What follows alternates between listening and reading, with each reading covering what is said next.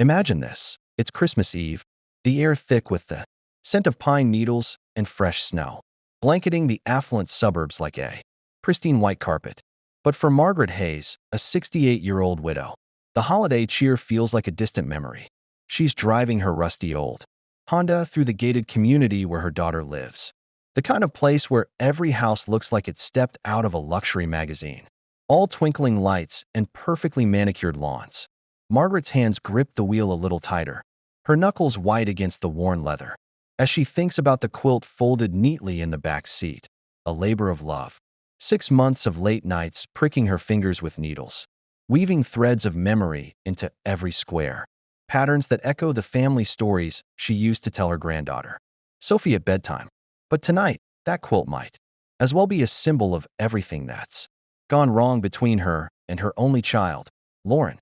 Lauren, now 41, had called just hours earlier, her voice clipped and polished over the phone, the way it always is when she's hosting one of her glamorous events. "Mom, listen, about the holiday gala tonight. It's not personal, you know?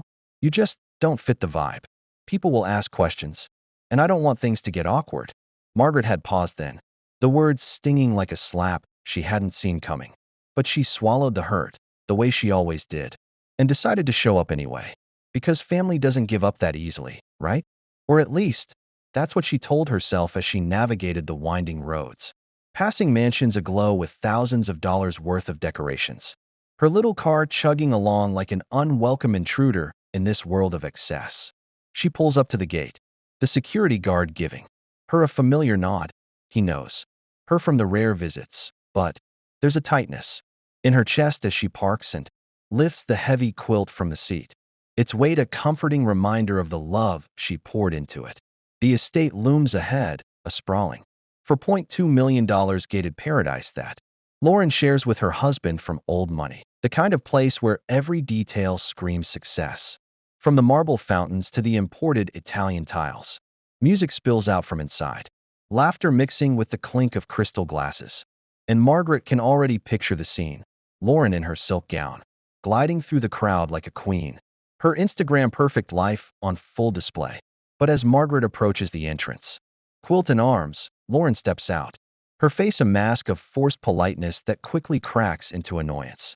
"Mom, please," Lauren hisses, glancing over her shoulder as if afraid someone might see, her silk gown shimmering under the porch lights. "Not tonight. You're embarrassing me. Just go home, okay? We'll talk later."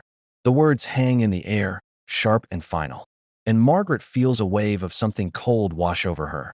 Not anger. Not yet, but a deep, aching clarity. She sets the quilt down on the marble steps, its colorful patches looking so out of place against the sterile elegance, and turns away without a word, her footsteps echoing softly as she walks back to her car. The drive home is a blur, the holiday lights streaking past like tears she refuses to shed. And by the time she reaches her modest ranch house, the one everyone thinks is all she has left from a teacher's pension, she knows what she has to do. That night, alone in her quiet living room with only the faint glow of a single string of lights on her tiny tree, Margaret picks up the phone and dials her estate attorney. Her voice is steady, betraying none of the storm inside. "It's time," she says simply. And just like that, the facade starts to crumble.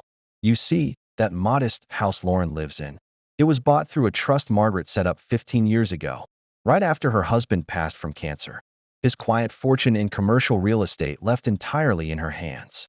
She never touched the money, choosing instead to live frugally, to let Lauren build her own life without the crutch of inherited wealth. The mortgage Lauren paid every month, it wasn't going to a bank. It was funneling straight into a college fund for Sophie, growing quietly in the background while Lauren paraded her success. But now, with one call, Margaret instructs the attorney to dissolve the trust, transfer the title back to her holding company, and issue a standard 30-day notice of foreclosure. No drama, no theatrics, just cold, efficient justice. And as an added measure, she quietly pulls the line of credit she'd co-signed years ago, the one Lauren had begged for just in case, freezing their accounts in an instant. Christmas morning dawns bright and cold, and Margaret's phone rings off the hook. It's Lauren, her voice hysterical, cracking with panic. "Mom, what did you do?" "The bank called for closure. Our accounts are frozen. We have nothing, Mom, nothing. Please, fix this. Margaret lets her talk, the pleas pouring out like a dam breaking. But inside, she's calm. She tells Lauren the truth then, her words measured and final. I'm not poor, Lauren. I own half the downtown skyline. And you've spent years ashamed of the one person who's been funding your entire lifestyle. The silence on the other end is deafening, and Margaret hangs up, the weight lifting just a little as she sips her morning coffee. She never takes the house back herself. She lets the bank handle the foreclosure, watching from afar as Lauren's world unravels, her husband's family turning on her like she'd brought a fraud into their pristine circle. Sophie's fund, it's now $1.8 million, locked tight until she's 25, with an ironclad clause that her mother can never touch a dime. Lauren lives in a rented condo these days, scraping by, sending Christmas cards every year that Margaret doesn't open. It's not about cruelty.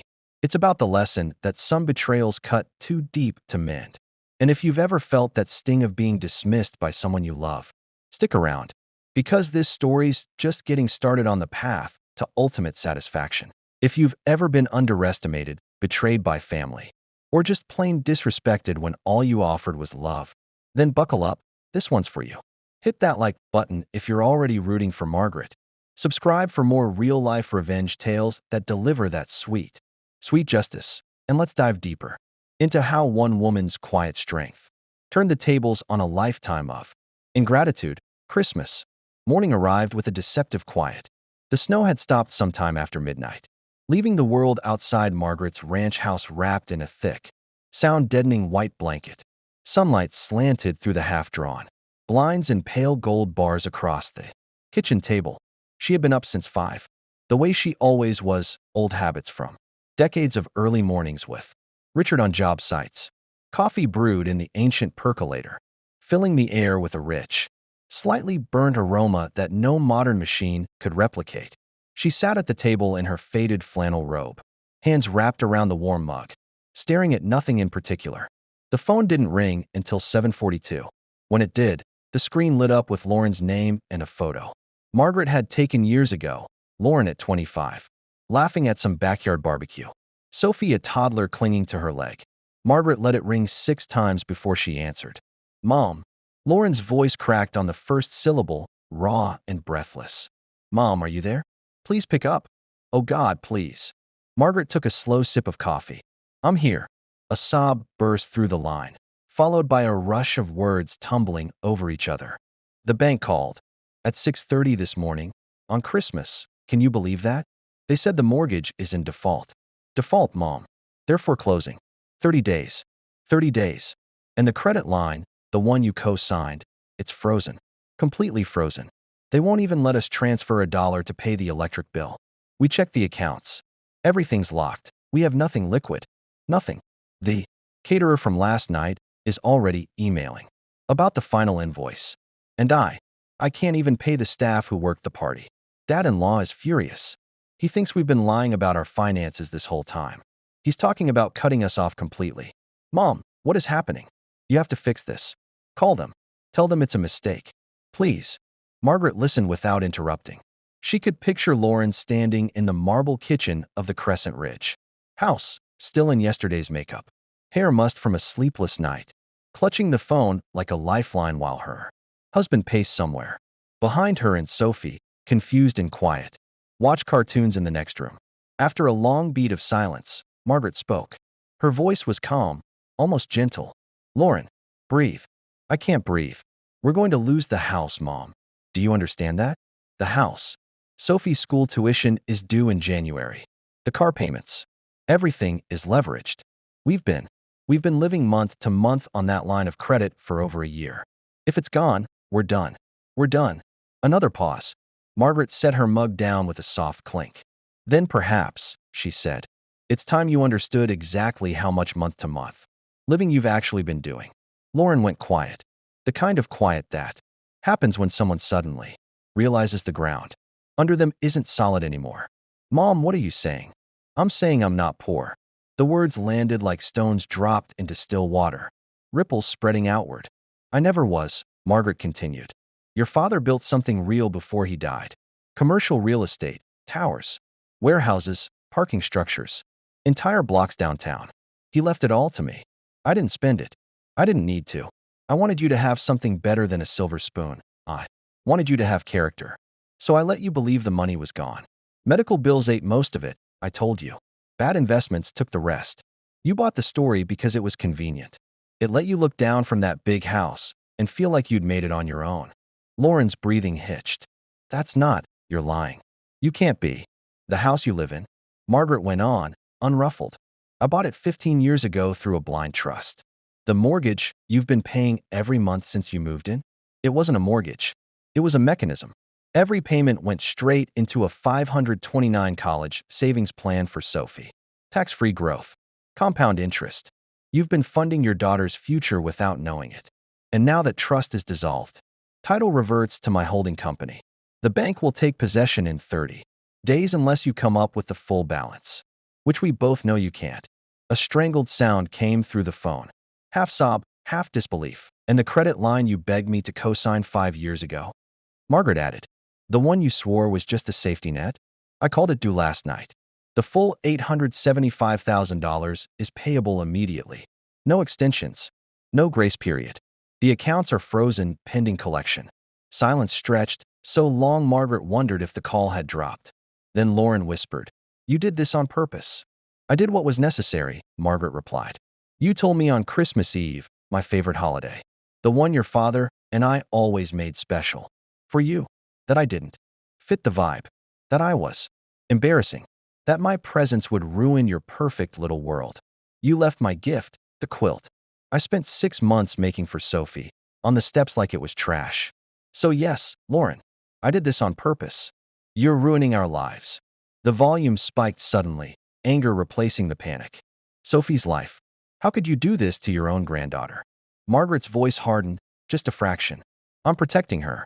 From you. From the lie you've built your entire identity around. She'll have her education fund, $1.8 million now, locked until she's 25. You will never touch it. Not 1 cent. There's a clause that specifically excludes you and any spouse or agent acting on your behalf. If you try, the entire amount reverts to a scholarship foundation in her name. Lauren started crying in earnest now. Ugly, choking sobs. Please, Mom. I'm sorry. I was stressed. The party, the in-laws. I didn't mean it. We can fix this. Come over. We'll talk. Bring Sophie her quilt. Please. Margaret closed her eyes for a moment. The kitchen clock ticked steadily behind her. No, she said quietly. We won't. She ended the call. The phone stayed silent for almost 10 minutes. Then it rang again, and again, and again. Margaret turned it face down on the table, walked to the window, and watched snowflakes drift past the glass. Somewhere across town, a perfect Christmas morning was fracturing into pieces. She didn't smile. She didn't feel triumphant. She simply felt finished. The rest of Christmas Day passed in a strange, suspended hush inside the little ranch house. Margaret didn't turn on the television. She didn't check her phone again after that first call. Instead, she did what she always did on quiet mornings. She baked a simple apple pie, cinnamon, nutmeg. The crust rolled thin the way Richard had liked it. The scent filled every corner of the house, warm and familiar, cutting through the chill that had settled in her bones since the night before. Around 2:30 in the afternoon, the doorbell rang. She knew who it was before she even reached the peephole. The sharp, impatient knocks, 3 quick raps, then a pause, then 3 more, were pure Lauren. Margaret smoothed her cardigan, took one steadying breath, and opened the door. Lauren stood on the small concrete stoop, coat unbuttoned, eyes red-rimmed and mascara-streaked. Behind her, in the driveway, sat her husband's black SUV, engine still running, exhaust curling white into the cold air. Sophie was visible in the back seat through the tinted window, small face pressed to the glass, waving tentatively. Lauren's husband, James, remained behind the wheel, staring straight ahead, jaw tight. Mom, Lauren started, voice hoarse. We need to talk. Please. Margaret stepped aside without a word. Lauren hesitated only a second before crossing the threshold, heels clicking on the worn linoleum. She looked wildly out of place in the modest foyer, the silk blouse from last night now wrinkled, the designer coat hanging open like a defeated flag. Margaret closed the door softly. Would you like coffee? Lauren shook her head, wrapping her arms around herself as if the house itself was cold. I don't understand how you could do this. How you could lie to me for 15 years. All those times I offered to help you with bills. With groceries, you let me think you were struggling. You let me pity you. Margaret walked past her into the kitchen. Sit if you want. Lauren followed, dropping into one of the mismatched chairs at the table. The apple pie sat cooling on a wire rack. She stared at it like it was evidence of some crime. I wasn't lying, Margaret said, pouring herself another cup even though she didn't want it. I was protecting you from the very thing that's destroying you now. Destroying me? Lauren's laugh was brittle. You're the one who just foreclosed on my home. On Christmas, you froze every dollar we had. James's family is talking about lawyers. They think we've been defrauding them, living beyond our means on some secret scheme. His mother called me trash this morning. Trash, Mom. Because of you. Margaret turned slowly, leaning against the counter. And what did you call me last night? Embarrassing. An eyesore. A vibe killer. You left Sophie's gift, the one thing I poured real time and love into, on your front steps like garbage. So forgive me if I don't feel overwhelming sympathy right now. Lauren's face crumpled. I was stressed. The party was important. The senator was coming, James's partners, people who matter. I couldn't have you showing up in that old coat, driving that car. It would have raised questions. Questions like, why does Lauren's mother live like she's on food stamps when her daughter lives in a $4 million house? Margaret asked quietly. Or maybe questions like, how exactly did Lauren afford all this on a marketing consultant salary and a husband whose family money dried up years ago? Lauren flinched. That's not fair, isn't it? Margaret set her mug down. You've spent the last decade curating an image. Perfect house, perfect parties, perfect little family. And every time I tried to be part of it, you pushed me away. Not because I was cruel or unkind, because I didn't match the wallpaper. Because my existence threatened the story you were selling. Tears spilled down Lauren's cheeks now, fast and unchecked. I didn't know. I swear I didn't know you had money. If I had, you would have asked for more, Margaret finished. You already did. The credit line. The safety net. You begged me to. Co-sign because things were tight. I did it because I'm your mother. And you used every cent of it to keep up appearances. New cars. Private school. That ridiculous kitchen remodel last year. You weren't living month to month because of bad luck. You were living it because you couldn't stand the idea of looking anything less than wealthy. Lauren buried her face in her hands. I'm sorry. I'm so sorry. Just please, undo it. Call the bank. Tell them it was a mistake. We'll change. I'll change. Sophie, she doesn't deserve this. She keeps asking why Grandma isn't coming over anymore. She misses you. Margaret glanced toward the window. Outside, Sophie had climbed out of the SUV and was standing on the snowy lawn, kicking at little drifts with her boots, looking small and uncertain. I miss her too, Margaret said softly. Every single day. Then let us fix this, Lauren pleaded. We can start over. Family therapy. Whatever you want. Just don't take the house. Don't take everything. Margaret walked to the window and watched her granddaughter for a long moment. Sophie caught her eye and waved again, small, hopeful. Margaret lifted her hand in return, just a little. I'm not taking anything from Sophie, she said.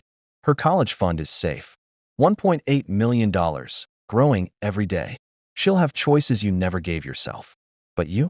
You built a life on quicksand. And now it's sinking. I won't pull you out. Not this time. Lauren stood up, so fast the chair scraped backward. You're heartless. Maybe, Margaret replied. But I'm honest. Something you haven't been in a very long time. Lauren stared at her, really stared, as if seeing her mother for the first time. The quiet woman in the cardigan and sensible shoes. The woman who had quietly owned half the city's skyline while pretending to clip coupons. I hate you, Lauren whispered. Margaret nodded once. I know. Lauren turned and walked out. The door closed behind her with a soft click that felt final. Through the window, Margaret watched unheard. Sophie back into the SUV. James never once looked toward the house. The engine revved, tires crunching over fresh snow, and they disappeared down the street. Margaret stood there until the taillights vanished around the corner. Then she went back to the kitchen, cut a slice of apple pie, and ate it slowly at the table. Alone. The foreclosure notice arrived by certified mail the next day. Lauren and James fought it. Of course they did. Lawyers' letters flew back and forth for weeks. Threats of lawsuits.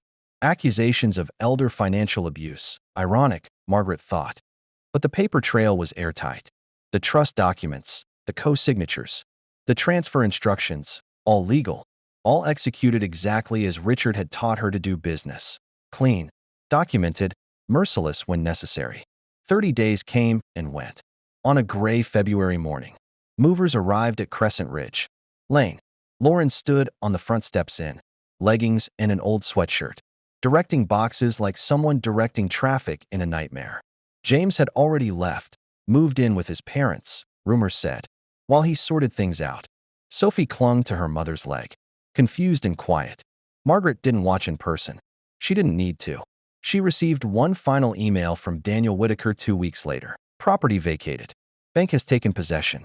Auction scheduled for March. Proceeds, after liens, will be applied to the outstanding credit balance. Remainder, if any, will be held in escrow per your instructions.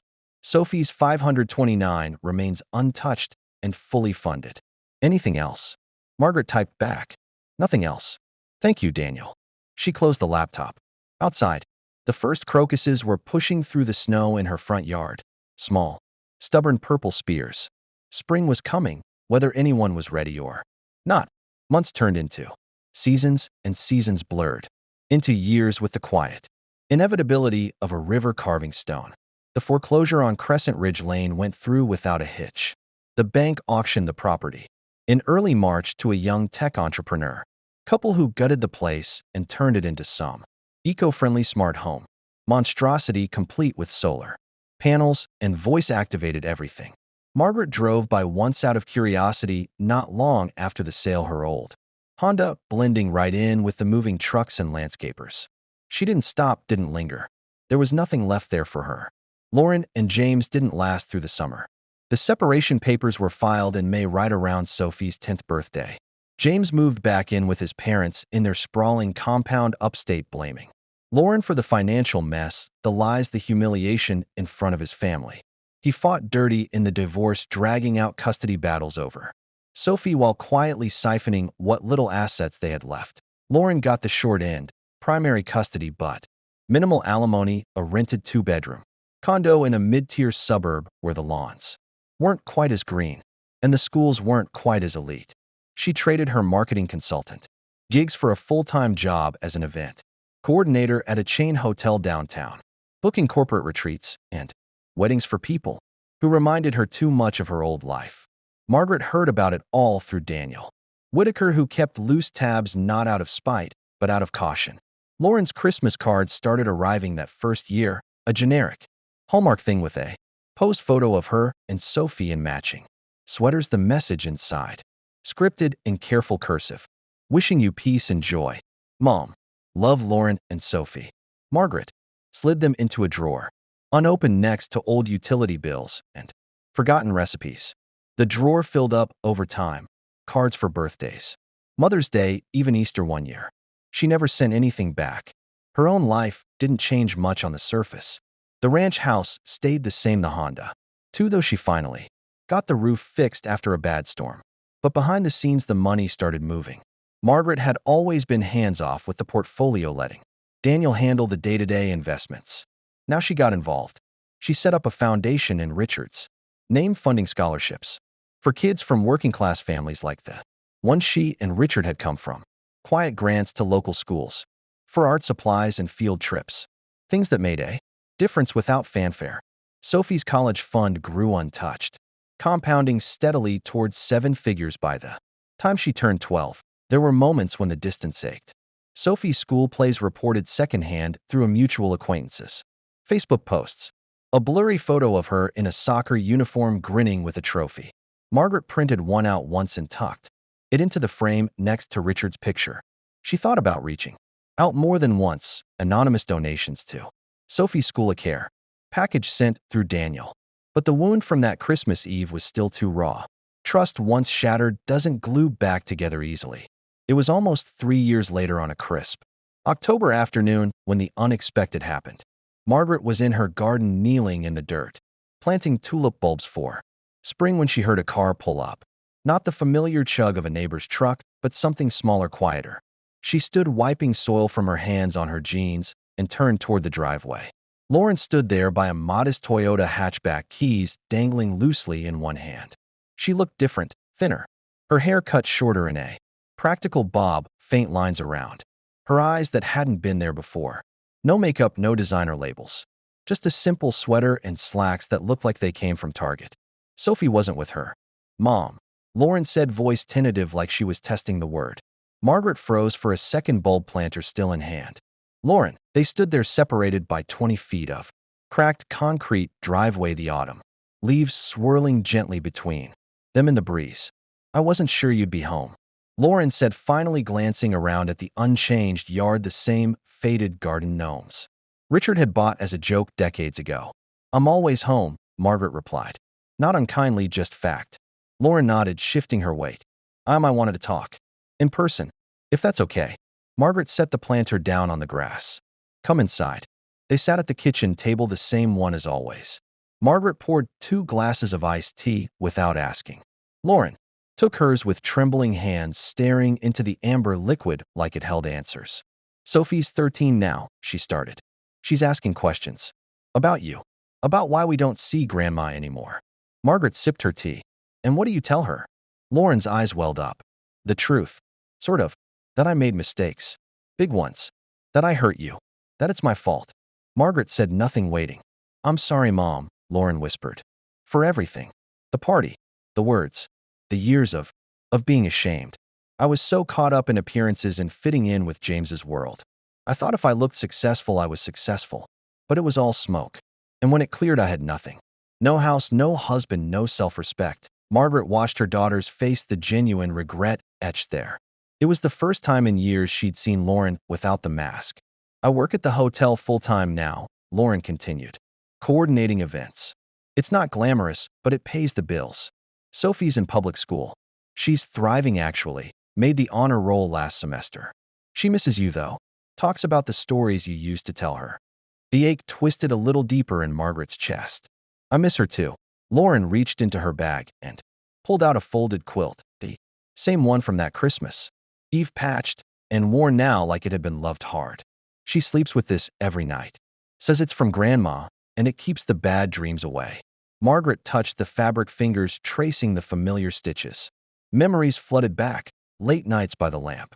Needle in hand, weaving pieces of their family history into every square. "Keep it," she said softly.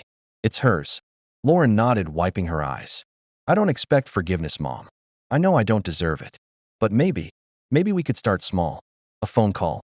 A visit with Sophie." Margaret looked out the window at the falling leaves. The garden was half-planted, bulbs waiting in neat rows. Life going on regardless. "Maybe," she said after a long moment. Small steps. Lauren's face lit with cautious hope. They talked a little more, surface things. Sophie's favorite subjects, Lauren's new apartment. When Lauren left, the hug at the door was awkward, brief, but real. Margaret watched the Toyota pull away, leaves scattering in its wake. She went back to the garden, finished planting the bulbs. The soil was cool under her hands, promising new growth come spring. That night, she opened the drawer for the first time in years. Pulled out the stack of unopened cards. One by one, she read them. Simple messages growing more earnest over time. "Miss you, Mom. Thinking of you. Love always." She didn't cry, but she did pick up the phone and dial Daniel. "Add a codicil to Sophie's trust," she said. "If Lauren stays clean, no more games, no more lies. Give her access to a small annual stipend starting next year. Enough for stability. Nothing extravagant." Daniel paused. "You sure?" Margaret glanced at the quilt photo on the mantel. "I'm sure." The call ended. The house settled into its familiar quiet. Outside, the first stars appeared in the deepening sky. Life, Margaret realized, wasn't about perfect endings.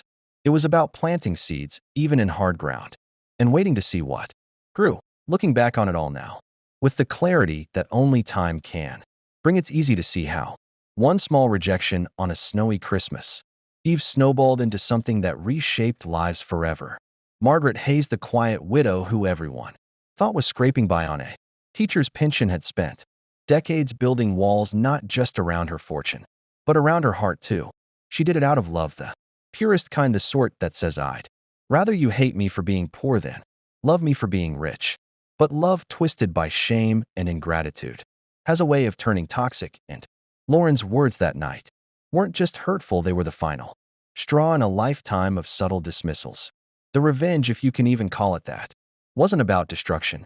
It was about revelation, stripping away the illusions to force a reckoning. In the years that followed, Margaret found a strange peace in her simplicity.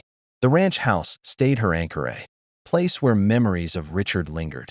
In every creek and corner, she expanded the foundation, pouring millions into programs that helped families like the one she and Richard had started, as scholarships for single moms, vocational training for widows, community centers where kids like Sophie could dream big without the weight of expectations crushing them.